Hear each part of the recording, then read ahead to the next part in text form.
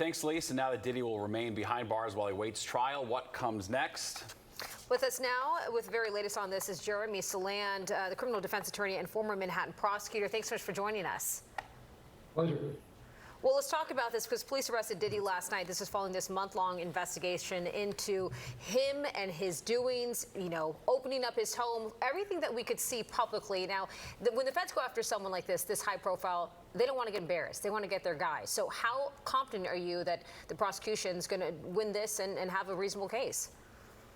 Certainly don't know what the evidence is other than what the public knows, and the indictment was just unsealed. And we should never assume that an indictment or an arrest is proof of guilt. That being said, the federal government and the U.S. Attorney's Office is notorious for having all their ducks in a row before they take that step, unlike on the state level where it's more reactive as opposed to pre in advance. But it seems like it's going to be very strong. They have search warrants. They have what appears to be numerous witnesses and potentially cooperators. And by that, you heard about supervisors, employees.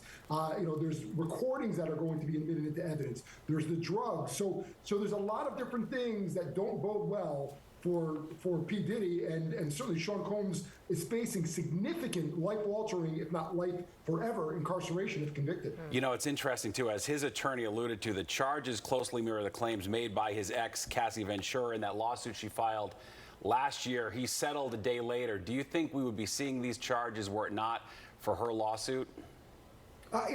There may be a correlation, but it could have very well been that other people have started to speak and say, I don't like what's happening, or I'm a victim, and I'm coming forward and going to go say, listen, something has to happen. There needs to be accountability. Whether that's from her, whether that's from her and other people, that we'll find out. It's interesting because we just heard Lisa talk about maybe a little bit about their defense plan. As she said, their attorneys are saying, hey, this could be someone with an agenda. So what kind of plan do his attorneys have to present to make him believable? One thing they may consider doing is saying, let's get an expedited trial schedule, because it's not as if there's an offer coming that Sean Combs is going to say, let me take that, and there's going to be a plea. I would expect there'll be a trial looking at what he's facing. So they may say, let's move this quickly to keep them on their toes. Number one. Number two, listen, these people want money. I have money. They have an agenda. They've sued me, or at least one person, and other people may have sued me.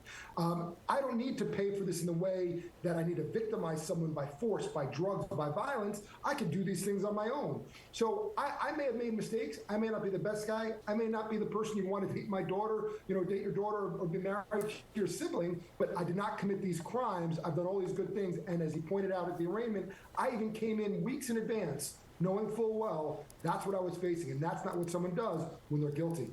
All right, Jeremy Saland, we do appreciate your perspective. As always, thanks so much for joining us. My pleasure. All right, and coming up in